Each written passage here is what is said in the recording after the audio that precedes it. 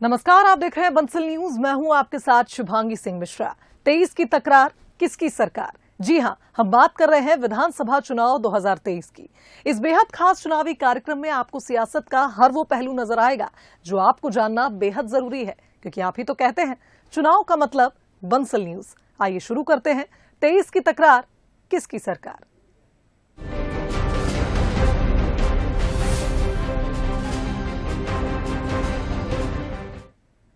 सबसे पहले बात करेंगे इलेक्शन टुडे की। इलेक्शन टुडे में आज की खबर है 23 की लड़ाई 66 पर आई। विधानसभा चुनाव से पहले बीजेपी और कांग्रेस ने एक एक सीट पर फोकस शुरू कर दिया है। खासकर कांग्रेस ने ऐसी सीटों पर फोकस किया है जहां उसे 5 बार चुनाव में लगातार हार मिली है। जाहिर है कि इसके पीछे कांग्रेस कोई खास रणनीति जरूर लेकर आ रही होगी। वहीं बात बीजेपी की करें तो बीजेपी ने इस बार 200 पार का टारगेट खुद के लिए रखा है। कांग्रेस का 66 सीटों पर जोर, बीजेपी बढ़ रही 200 पार की ओर। 2023 के लिए बीजेपी और कांग्रेस की रणनीति इस बार कुछ अलग दिखेगी। कांग्रेस उन 66 सीटों को जीतने के लिए रणनीति बना रही है जहां लगातार 5 बार से उसे मुंह की खानी पड़ रही है। यानी इन सीटों पर कांग्रेस को जीत नहीं मिली, लेकिन अब की बार वो इन सीटों को जीतने के लिए एड़ी चोटी का जोर लगाएगी, क्योंकि ऐसा माना जा रहा है कि सिंधिया और उनके समर्थकों के बीजेपी में जाने के बाद से कांग्रेस की कुछ जिताऊ सीटों पर अब बीजेपी को फायदा मिल सकता है। ऐसे में अगर कांग्रेस को नुकसान हुआ तो उसकी भरपाई कांग्रेस इन्हीं 66 सीटों से करना चाहेगी। देखिए, सीटें तो हमारे लिए 230 महत्वपूर्ण है, लेकिन ये भी सही है कि जो पिछले चुनाव में हमने देखा कि बहुत कम मार्जिन से बहुत सारी सीटें हम लोग हारे। तो सबसे पहला फोकस तो उन सीटों पे है कि क्या गलती रह गई थी कि कम मार्जिन से हम लोग हारे हैं, वहाँ का समीकरण क्या था। तो उन सभी बातों को ध्यान में रख के सबसे पहले तो प्रमुख बात है संगठन मजबूत होना चाहिए। यही कारण है कि जब से चुनाव हम लोग हारे हैं या सरकार हमारी गई है, तब से लगातार सबसे पहले ध्यान संगठन पे उन्होंने लगाया। कांग्रेस की रणनीति कितनी कारगर रहने वाली है ये तो वक्त बताएगा, लेकिन इतना तय है कि बीजेपी को 2018 के मुकाबले इस बार ग्वालियर चंबल समेत दूसरे अंचलों में ज्यादा फायदा मिल सकता है, क्योंकि कभी कांग्रेस के जिताऊ उम्मीदवार माने जाने वाले नेता अब बीजेपी खेमे में हैं। इसलिए बीजेपी भी 200 पार का लक्ष्य लेकर चल रही है। इस बार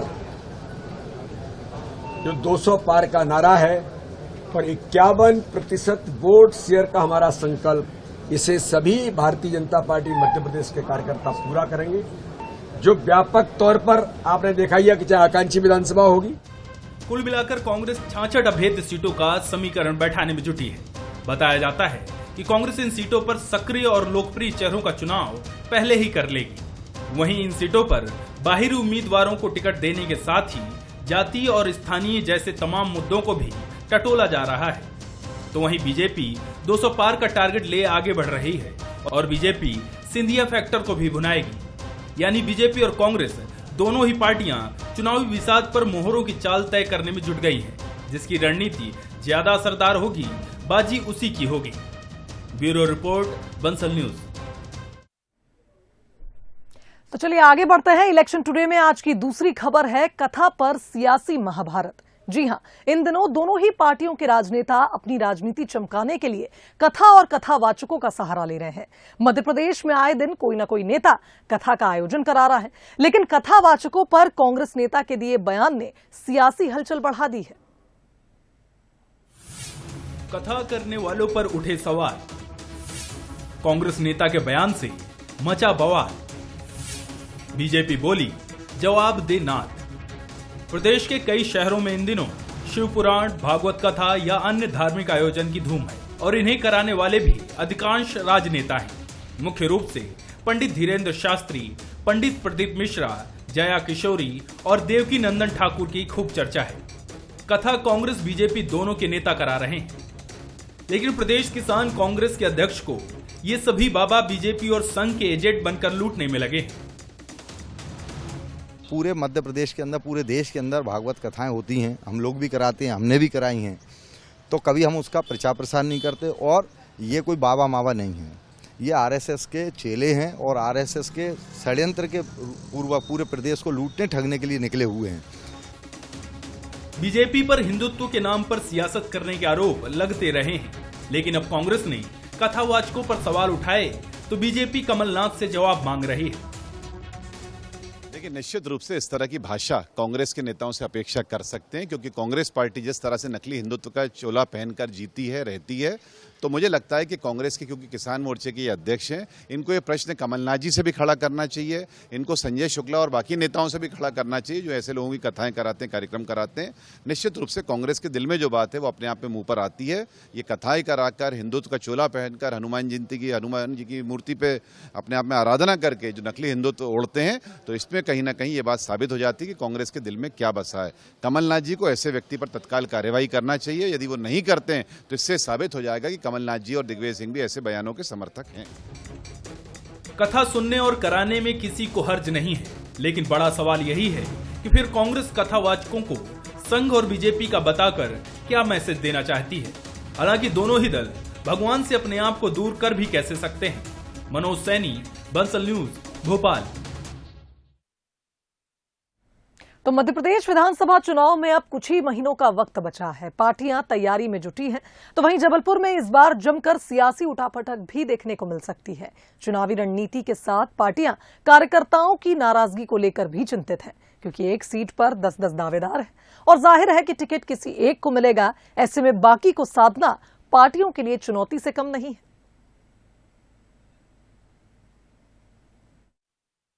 2018 चुनाव के बाद की सियासी उठापटक 2023 विधानसभा चुनाव में खासा असर डालने वाली है। वहीं हर बार की तरह इस बार भी टिकट को लेकर पार्टी कार्यकर्ताओं की नाराजगी दोनों दलों के लिए चिंताएं बढ़ा सकती है। अगर सत्ताधारी पार्टी बीजेपी की बात करें तो 2018 विधानसभा चुनाव में भी उसे परेशानी का सामना करना पड़ा था, जब टिकट बंटवारे से नाराज करीब आधा दर्जन बीजेपी नेताओं ने पार्टी का दामन छोड़ दिया था, जिसके बाद बड़ी मशक्कत और मान मनौवल करने पर नेताओं की वापसी हुई थी।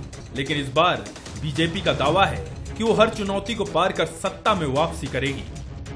तो जब कभी ऐसी कोई परिस्थितियां बनेंगी या बनती हैं, तो हमारे सब सीनियर्स जो लोग हैं, पार्टी के प्रदेश के जो नेता हैं, वो सब लोग बातचीत करते हैं और अंतोगत्वा जो लोग नाराज रहते हैं उनकी नाराजगी को दूर करने का प्रयास होता है और अंतोगत्वा सफलता ही मिलती है और सब वापस भारतीय जनता पार्टी के लिए काम में लगते हैं। कार्यकर्ताओं की नाराजगी का डर सबसे ज्यादा कांग्रेस खेमे में है, क्योंकि 2018 चुनाव में सत्ता की गद्दी पाने के बाद भी कांग्रेस को विपक्ष में बैठना पड़ रहा है। ऐसे में एक एक सीट पर 10-10 कार्यकर्ताओं का दावा ठोकना सिर्फ बीजेपी ही नहीं, कांग्रेस के लिए भी बड़ी चुनौती है। हालांकि कांग्रेस भी सब ठीक है का राग अलाप रही है। मुझे ऐसा लगता नहीं है। मुझे जहां तक कांग्रेस की बात है वो संभावना नहीं है, क्योंकि बड़ा स्पष्ट है कि कांग्रेस की सरकार बनने जा रही है। जिन लोगों को असंतुष्टता टिकट नहीं मिलने के कारण होगी, वो कहीं ना कहीं आगे सरकार में एडजस्ट होंगे, ये बिल्कुल तय है। और जहां तक की बात जबलपुर की है, तो जबलपुर में तो ऐसा बिल्कुल भी नहीं होगा। यहां पर कांग्रेस एकजुटता के साथ चुनाव लड़ने जा रही है। एमपी के सियासी खेल में अब तक कांग्रेस और बीजेपी ही बड़े दावेदार थे, लेकिन अब आम आदमी पार्टी की एंट्री ने मध्य प्रदेश की सियासत को नया मोड़ दे दिया है। तीसरी पार्टी के तौर पर आम आदमी पार्टी कांग्रेस और बीजेपी कार्यकर्ताओं की फूट का जमकर फायदा उठाएगी और दोनों पार्टियों की नाराज और जिताऊ कार्यकर्ताओं को अपनी पार्टी का उम्मीदवार बनाएगी। समय रहते आएंगे, समय रहते इनको टिकट दी जाएगी। सम्मानजनक लोग होंगे, सम्मानजनक की स्थिति में लोगों को टिकट दी जाएगी। निश्चित ही बहुत से लोग अभी टच में हैं, पूर्व कैबिनेट मंत्री हैं, विधायक हैं जो वर्तमान और जो पूर्व हैं वो भी हैं। कुछ लोगों को लेकर मैं दिल्ली भी गया था, वहां मुलाकात करवा के आया हूँ। समय आने का उन लोग इंतजार कर रहे हैं, क्योंकि अभी स्थिति क्या है, इस देश के अंदर भय की राजनीति पैदा कर दी है। ये दो लोग जो हैं, देश के प्रधानमंत्री और गृह मंत्री, जो इनका बैकग्राउंड था, उस बैकग्राउंड से भय की राजनीति कर रहे हैं। संगठन की मजबूती और कार्यकर्ताओं का मनोबल ही किसी भी पार्टी के सिर जीत का शहरा बांधता है। लेकिन सभी पार्टियां इस बात से पूरी तरह वाकिफ हैं कि कार्यकर्ताओं की नाराजगी किसी भी पार्टी के लिए भारी नुकसान पहुंचा सकता है। इसलिए कोई भी पार्टी कार्यकर्ताओं को नाराज नहीं करना चाहेगी। कैमरामैन सुरेंद्र पाल के साथ अमित सोनी, बंसल न्यूज, जबलपुर। और अब वक्त है हमारे बेहद खास सेगमेंट बूथ बाजा का। बूथ बाजा में आज बात करेंगे बुंदेलखंड की छतरपुर विधानसभा की। फिलहाल यहां कांग्रेस का कब्जा है, लेकिन इसके पहले 10 साल तक बीजेपी का परचम यहां लहराता रहा है। तो चलिए जानते हैं 2023 में कैसा रहेगा यहां का सियासी समीकरण। 23 की तकरार, किसकी बनेगी सरकार। आगामी विधानसभा चुनाव को लेकर हम निकल पड़े हैं लोगों से उनका मंतव्य जानने कि आखिरकार उनके मन में क्या उथल पुथल चल रही है और किस तरीके की सरकार वो आगामी दिनों में चाहेंगे। तो चलिए आज हम निकल चले हैं छतरपुर विधानसभा के लिए। छतरपुर विधानसभा सीट मध्य प्रदेश की अहम सीट 2023 में और भी खास हो जाए ये कहना गलत नहीं होगा, क्योंकि बागेश्वर धाम छतरपुर में आता है। यहाँ पर पार्टी के नेता शीश झुकाने पहुँच रहे हैं और चुनाव के वक्त यहाँ नेताओं की आवाजाही तेज होती जा रही है। फिलहाल इस सीट पर कांग्रेस का कब्जा है। दरअसल कांग्रेस के आलोक चतुर्वेदी ने 2018 में बीजेपी की अर्चना सिंह को हराकर यहाँ कांग्रेस का परचम लहराया था। कांग्रेस के लिए ये जीत काफी खास थी, क्योंकि पिछले 20 साल से यहाँ कांग्रेस जीत के लिए जोर लगा रही थी और ये मौका 2018 में मिला। इधर आलोक चतुर्वेदी कमलनाथ सरकार के 15 महीने के कार्यकाल और क्षेत्र में कराए विकास की बात कहते हुए इस बार भी जीत का दावा कर रहे हैं। चाहे वो महंगाई का मुद्दा हो, चाहे वो बेरोजगारी का मुद्दा हो, चाहे वो भ्रष्टाचार का मुद्दा हो और चाहे वो विकास का मुद्दा हो, हम जितने मुद्दों को देखते चले जाते हैं भाजपा सरकार धरातल पर कहीं नजर नहीं आती है। अभी भी शासन प्रशासन की ये मंशा नजर नहीं आ रही है कि छतरपुर में मेडिकल कॉलेज बनना चाहिए। कभी जमीन का विवाद होता है तो अब ठेकेदार का विवाद शुरू हो गया है। तो ये तो शासन की जिम्मेदारी है, प्रशासन की जिम्मेदारी है कि उसको मेडिकल कॉलेज के मामले को सुलझाना चाहिए और यहाँ के मेडिकल कॉलेज का निर्माण कराना चाहिए। अब फिर लेकिन सरकार की मंशा ये है कि ये मुद्दा जीवित रहे, ये मेडिकल कॉलेज का हम जिक्र भर करें, छतरपुर में मेडिकल कॉलेज ना बने। अब बात बीजेपी की करें तो ये सीट बीजेपी के लिए फायदेमंद रही है। 2018 में जरूर हार का सामना करना पड़ा, लेकिन इसके पहले 10 साल तक बीजेपी की ललिता यादव यहाँ से विधायक और मंत्री रही। इसके पहले भी 1998 में बीजेपी ने यहाँ जीत का परचम लहराया था और अब एक बार फिर बीजेपी जीत की तैयारी में है और शिवराज सरकार की योजनाओं और कांग्रेस पर उपेक्षा का आरोप लगाते हुए जीत का दावा कर रही है। देखिए, चुनाव तो ठीक है, हम पहले भी उसमें वो नहीं थे, ठीक है थोड़े से मतों से हम हार गए, लेकिन फिर भी हमने काम बंद नहीं किया, क्योंकि मुझे मालूम है लोगों को मेरी ज़रूरत है, महिलाओं को मेरी ज़रूरत है। और आज आप देख रहे हैं कि जो जीत गए, क्योंकि जनता खुद ही कह रही है कि जो जीत गए वो नहीं आए और जो हार गए वो हमारे बीच में है। तो आज का भी अगर अभी का वर्तमान का समय आप देखेंगे तो मैं लोगों के दरवाजे पर जा रही हूँ, हम जा रहे हैं, हम लोगों से बात कर रहे हैं, हम लोगों की परेशानी एक हद तक दूर करने की कोशिश कर रहे हैं, क्योंकि मुझे मालूम है कि यहाँ पे लोगों को मेरी ज़रूरत है और ये मेरा एक बड़ा परिवार है। ये छतरपुर को मैं अपना परिवार मानती हूँ और परिवार को हमारी ज़रूरत है, तो हम हर वक्त इनके लिए खड़े हैं। चाहे उज्ज्वला योजना हो, चाहे आवास योजना हो, हम सारी योजनाओं को कह सकते हैं। और विरोधी तो विरोधी हैं, वो तो बोलेंगे, लेकिन हमें पता है कि हम ये योजना धरातल में ले जा रहे हैं। क्षेत्र ने बीजेपी, कांग्रेस और समाजवादी पार्टी के विधायकों को मौका दिया, साल दर साल हुए विकास को भी करीब से देखा। बात मौजूदा कार्यकाल की करें तो कुछ लोग विकास से खुश नजर आते हैं, तो कुछ लोग मानते हैं कि अभी विकास की बहुत जरूरत है। बदलना तो चाहिए, परिवर्तन होना चाहिए। क्या है कि नेता लोग बोल देते हैं, करते कुछ है नहीं है। हमारे हिसाब से बदलाव होना चाहिए। क्या कारण देखते हैं? बाकी क्या कारण, घोषणाएं भर हो रही हैं, बाकी छतरपुर में कुछ काम नहीं हो रहा है। यहाँ यूनिवर्सिटी का 4 साल से सुन रहे, मेडिकल कॉलेज को सुन रहे, बाकी काम नहीं हो रहा। कई बार भूमि पूजन भी हो गया, परंतु काम अभी तक कोई चालू नहीं। वो तो साहब आपकी बीजेपी की सरकार फिर से पूर्ण रूप से लगती है, विकसित पाई जाती है आगामी विधानसभा में। छतरपुर में सियासी रंग जमने लगा है। कांग्रेस जहां अपना कब्जा बरकरार रखने के लिए जोर आजमाइश कर रही है, तो वहीं बीजेपी अपना खोया हुआ गढ़ वापस लेने के लिए रणनीति बना रही है। लेकिन फैसला तो जनता के हाथ में है और वही फैसला करेगी कि छतरपुर किसका होगा। देखना ये होगा कि आगामी नवंबर में होने वाले चुनाव में आखिरकार जनता किस निष्कर्ष पर पहुंचती है और परिणाम क्या होगा। शिवेंद्र शुक्ला, बंसल न्यूज, छतरपुर। अगले सेगमेंट बोले तो नेताजी का। बोले तो नेताजी में आज बात करेंगे खरगोन विधायक रवि जोशी से। रवि जोशी का दावा है कि प्रदेश में कांग्रेस की सरकार बनेगी। तो चलिए जानते हैं कि किस आधार पर जोशी जीत का दावा कर रहे हैं। 23 की तकरार किसकी होगी सरकार, और इसी सेगमेंट के खास सेगमेंट में हम पहुंचेंगे। और बोले तो नेताजी इस सेगमेंट में हमारे जो स्थानीय विधायक हैं, विधायक कांग्रेस के हैं रवि जोशी जी, और उन्हीं से जानेंगे कि इस बार सरकार को लेकर क्या लक्ष्य कांग्रेस ने रखा है। हम देखिए 23 में फिर सरकार के लिए जद्दोजहद भाजपा और कांग्रेस के बीच में रहेगी। क्या लगता है इस बार कांग्रेस का क्या मध्य प्रदेश जद्दोजहद रहने की बात नहीं है। इस बार परिवर्तन की लहर है, जनता खुद चुनाव लड़ेगी। भारतीय जनता पार्टी को हराने के लिए जनता खुद मतदान करेगी, पूरी ताकत से करेगी। आप देखेंगे पिछली बार 2018 में कांग्रेस को जनता ने जिताया, जिताने के बावजूद कांग्रेस की सरकार बनी, सरकार को अस्थिर करा, कुछ लोगों को खरीदा, तोड़ा फोड़ा, दबाव दिया, एजेंसियों का दबाव रहा, कई लोग कांग्रेस छोड़ के गए, सरकार गिरी। खरगोन का मेडिकल कॉलेज, खरगोन का बाईपास, खरगोन के अस्पताल का उन्नयन, खरगोन में हायर एजुकेशन सेंटर नई, बहुत सारी मांगे हैं जो आज तक पिछले 20 साल की इनकी 19 साल की इनकी सरकार में एक भी राहत खरगोन को नहीं मिला। कांग्रेस की सरकार थी, हमने खरगोन जिले में मेडिकल कॉलेज दिया था, उस मेडिकल कॉलेज को भी इन्होंने निरस्त कर दिया। उसके बाद जब मैं पिछले दिनों चिकित्सा शिक्षा मंत्री से मिला तो उन्होंने कहा खरगोन का तो अभी नाम कई मेडिकल कॉलेज के लिए है ही। खरगोन में संघर्ष समिति बनी, उस संघर्ष समिति से निवेदन करता हूं कि पूरी ताकत के साथ वो अपनी बात रखें, मैं भी उनके साथ खड़ा हूं।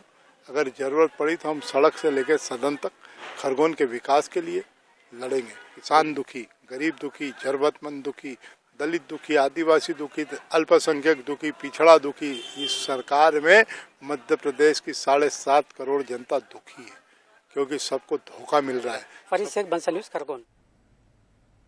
और अब वक्त है चुनावी जायका लेने का। मां शारदा की नगरी मैहर का जायका भी अलग है। यहाँ के समोसों का स्वाद गजब है और इनकी डिमांड भी खूब रहती है।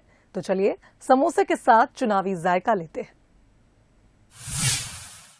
मां शारदा की नगरी मैहर में हम पहुंच चुके हैं और जायका लेंगे समोसे का।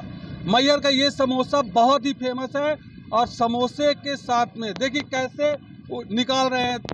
एक कढ़ाव है, कढ़ाव से भरा हुआ, तेल से भरा हुआ कढ़ाव है और इसमें समोसे डाले गए हैं और समोसे जब ये पूरी तरह से पक जाएंगे तो ऐसे ही इनको परोसा जाएगा जैसे ये खा रहे हैं और इनका स्वाद ले रहे हैं। मैहर विधानसभा में समोसे की बहुत बड़ी डिमांड है, या फिर यूं कहूं कि भिंड में समोसे की बहुत ज़्यादा खपत होती है। 2023 का विधानसभा चुनाव आने वाला है, तो इस विधानसभा चुनाव को कैसे देख रहे हैं? बढ़िया तो चल रहा है भैया। क्या बढ़िया? क्या है इधर पे डेवलपमेंट हुआ है? अब ये तो हम नहीं बता सकते हैं भैया, डेवलपमेंट नहीं हुआ। इधर डेवलपमेंट में ये है कि डेवलपमेंट कुछ खास हुआ नहीं है, थोड़ी वही जो पहले जैसे चल रहा था वैसे सारी चीज़ें हैं। पिछले 10 साल से ऐसे ही चलता आ रहा है। यहाँ के लोग युवा बेरोजगार है, यहाँ के लोग अस्पताल में जाते हैं, वहाँ दवाइयाँ नहीं होती। यहाँ के सड़कें देख लीजिए, आप ये सामने सड़कें हैं, आपके हर सड़क में गड्ढा दिखेगा आपको और लोग जाते हैं तो इतनी भीड़ ही होती है। अपना कोई यहाँ ट्रैफिक है न कुछ है, इधर ट्रैफिक पुलिस भी कोई नहीं है, ऐसे ही सब लापरवाही सारा काम चल रहा है। क्या है मैहर का डेवलपमेंट? मैहर में क्या होना चाहिए? बहुत बड़ी हॉस्पिटल होना चाहिए। जैसे कैंसर के बीमार हैं, किडनी के बीमार हैं, वो उन लोगों को काफ़ी परेशान होना पड़ता है, दूसरी जगह जाना पड़ता है, जाते जाते कुछ लोग खत्म हो जाते हैं। इस वजह से यहाँ बहुत अच्छी व्यवस्था होना चाहिए। तो व्यवस्था नहीं है आपके हिसाब से? उस हिसाब से व्यवस्था नहीं है जिस हिसाब से यहाँ पब्लिक है और मरीज है, उस हिसाब से यहाँ इलाज नहीं हो पा रहा है। कहाँ से आए आप भाई? सर मैं तो सतना से आया हूँ। मेरा कहना है कि थोड़ा जैसे माँ की नगरी है तो थोड़ा यहाँ पे साफ सफाई बहुत जरूरी है, साफ सफाई होना चाहिए। बाकी तो बदलाव धीरे धीरे आ ही रहा है। सरकार भी बहुत अच्छी है, बीजेपी की सरकार में बहुत आगे काम हो रहा है, लेकिन यही कि माँ के नाम से बहुत दूर दूर से आते हैं दर्शन करने, तो यहाँ थोड़ी ध्यान देना चाहिए। साफ सफाई तो बिल्कुल नहीं है यहाँ पे। साफ सफाई बिल्कुल साफ सफाई होनी चाहिए। क्या होना चाहिए मैहर शहर को? भैया सबसे पहले स्वच्छता होनी चाहिए और सड़कें अच्छी सुंदर होनी चाहिए। और क्या होना चाहिए डेवलपमेंट के हिसाब से? डेवलपमेंट के हिसाब से सड़क, पानी, जो मेन बेसिक सुविधाएं वो हमें मिलनी चाहिए। इस गर्म समोसे का इधर पे लोग आनंद लेते हैं और इस तरह के समोसे का जायका दूर दूर तक प्रसिद्ध है। कैमरा पर्सन के साथ में इस्लाम अहमद, बंसल न्यूज़। और अब बारी है जन का मन टटोलने की। 2023 में युवा लड़कियां भी गेम चेंजर साबित होंगी, क्योंकि युवा वर्ग की एक बड़ी आबादी इस बार वोट डालने वाली है। मध्य प्रदेश की पॉलिटिक्स में एक अहम भूमिका ये युवा पीढ़ी निभाएगी। तो क्या कहता है युवा शक्ति का मन, ये जाना हमारे एग्जीक्यूटिव एडिटर मनोज सैनी ने। 2023 और 24 के चुनाव में भी जाना है, लेकिन ये वो तमाम सारे युवा है जिसमें से कुछ युवा पहली बार वोट करेंगे, कुछ शायद कर चुके होंगे और अधिकांश युवा पहली बार वोट करेंगे। आप सर कर चुके, ये सब पहली बार वोट करने वाले हैं, लेकिन इनके मन में क्या है, आखिर मध्य प्रदेश और देश की सरकार होनी कैसी चाहिए। कुछ तो एनसीसी में है, जो नेशनल कैडेट कोर है, उसकी जिम्मेदारी निभा रहे हैं। आप आरटीसी गई थी। 23 और 24 की तरफ सरकारें बढ़ती है, तो कौन सी सरकार ठीक काम करेगी, आप क्या सोचते हैं, किसके बारे में क्या सोचते? सर ये तो नहीं बता सकते कि कौन सी सरकार सही काम करेगी। हाँ ये बता सकते हैं कि युवा के लिए रोजगार वगैरह उपलब्ध करा सके, वो हमारे लिए सही सरकार साबित होगी। तो दो पार्टियां देश में काम करती है, एक बीजेपी एक कांग्रेस। आप क्या लगता है कौन सा ठीक? सर हम किसी पार्टी के समक्ष नहीं अपना वो दे सकते हैं, क्योंकि ये हमारा राष्ट्र और राष्ट्र किसी पार्टी से नहीं चलता। युवा इसकी एक नींव होती है और युवाओं को अपना पहले खुद का देखना चाहिए, ताकि उनसे प्रेरित होकर जनता भी काम करे। और सरकार यही चाहती है कि युवाओं का चहुमुखी विकास हो, ताकि हमारा राष्ट्र और आगे बढ़े।